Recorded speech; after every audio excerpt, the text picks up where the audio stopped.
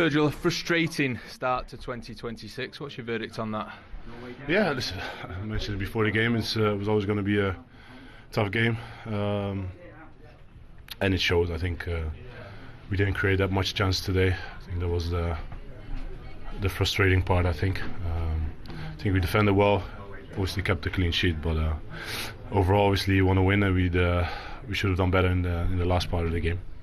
What was it that Leeds did that made it so difficult for you guys to create chances? Because like you say, they restricted you for the majority of the game. There was chances for you maybe from set pieces. That's about it, really. Yeah, one chance for me personally. Yeah, listen, very tight.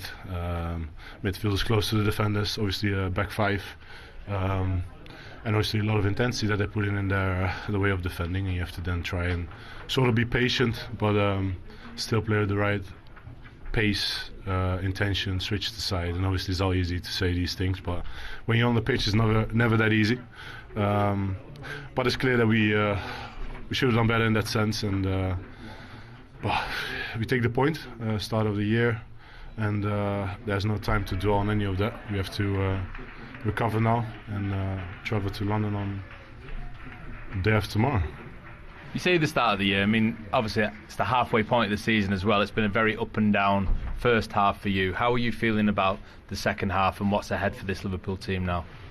Just being excited, just have to go for it. You play for one of the biggest clubs in the world, if not the biggest, and you have a challenge each and every 3-4 days, different competitions, so you have to enjoy it. Enjoy the hard work. And obviously, emotions come with winning, losing, unfortunately, as well. But that's all part of the game. But you have to enjoy it.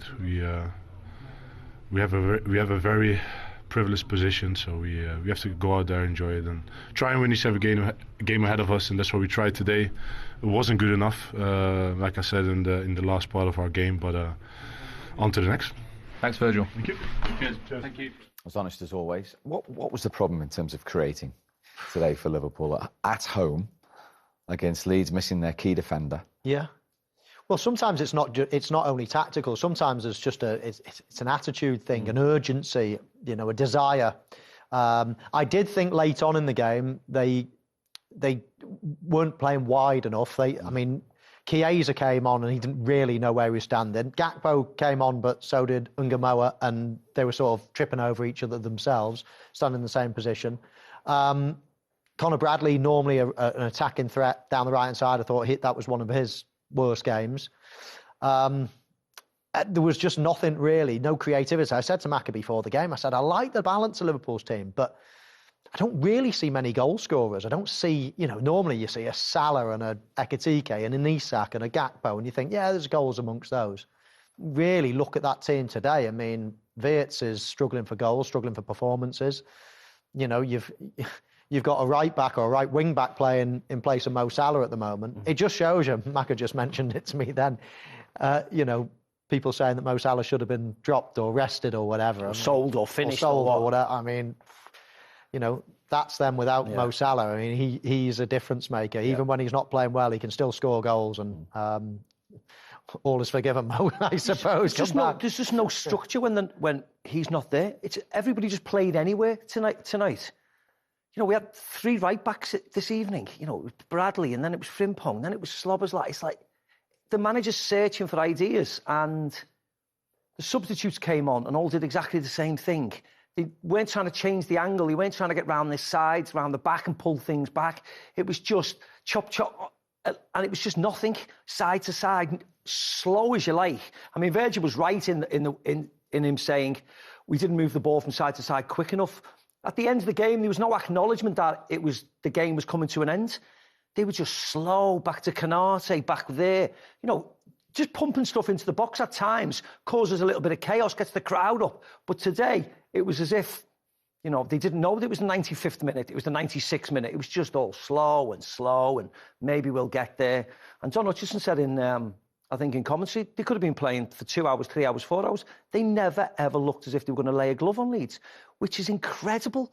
Incredible. They had an opportunity to go 5 points clear. And it was another flattered to deceive performance. Wolves in the second half, Tottenham in the second half. today. It wasn't a surprise today the way they've played, because Liverpool have just been like that all the time. You just don't know what performance you're going to get with this new look Liverpool team, unfortunately. And they could easily throw a performance like that in against Fulham. And then, as he said, then they'll go to the Emirates and they'll get beaten heavily if they play like that, with that type of, laissez-faire attitude. I thought it was really disappointing tonight, I did. Is that the big thing for you? You mentioned at the start their attitude, and it wasn't spot on today, and that didn't set the tone. They want to win. For Liverpool. Of course they want to win, but it was just no urgency, was it? Yeah. It was just slow from the very start, going backwards all the time and just side to side to side. Sometimes you need a little bit more, get up and go and, go and tackle somebody, get the crowd behind you. The crowd were flat today. Do you know why? Because what they were watching, they might as well have been in the house. They paid good money and they got received zilch today, unfortunately. Yeah, I think attitude is never been in question with Liverpool over the last sort of dozen years or so. I mean, it's always been a great place to watch your football at Anfield. But I think it was more, a lack of ideas tonight, a lack of urgency. It's easy to single out people as well. As I say, Conor Bradley had a quiet game for him today. Ekitike started the game well, but fizzled out in the second half. Wirtz, people keep telling me, he's getting better. He's in top form now. He's not.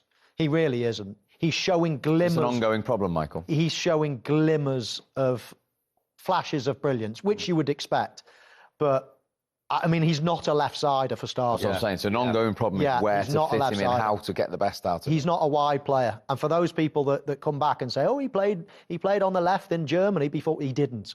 He played as a sort of an inside, he's played as a number 10, two number 10s, a little bit like Manchester United play with Cunha and Mbermo. He played as the Cunha position, let's say. He played inside the pitch as a number 10. He didn't get chalk on his boots. He's not strong enough and not quick enough to be a wide player. He needs to play inside. Gakpo needs to play on the left, and they need to fight. If they're going to play Wirtz, he needs to play inside as a sort of a knitting number 10 type of player.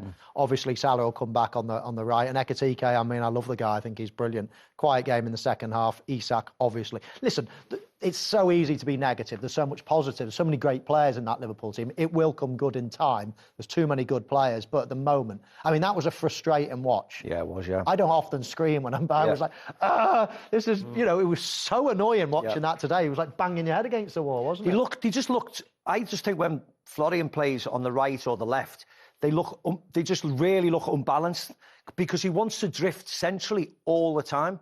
So you have to find a way of getting him in the team in that 10 position and still having the width. But everybody wanted to play inside the pitch today. The fullbacks were passing the ball and running into the areas where the right winger or the left winger was going to be. So it was so congested in there that nothing was working.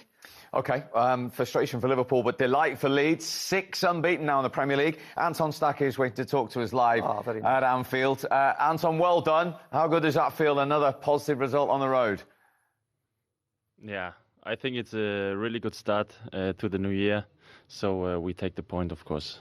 Really nice. Yeah, and as I say, 6 unbeaten now. I mean, you can see the confidence and belief within the group. Yeah, of course. I think you can see it. I told it last week. I think in the beginning we were a bit unlucky in the season and we dropped some points. But now we play with confidence and to keep the point today, I think it was tough. We had to suffer a lot against a really good Liverpool side. But there you can see, when you keep working as a team together, you can reach these goals. Yeah, and the longer it went today, did the more belief that you could frustrate Liverpool come into you? Yeah, of course.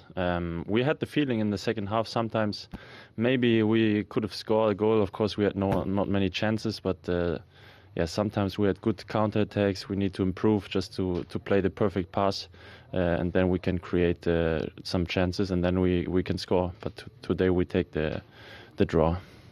Anton, it's Steve McManaman. Congratulations tonight. How much are you looking forward to the Manchester United game at the weekend? Should be some atmosphere. Yeah, of course. I think now the most important thing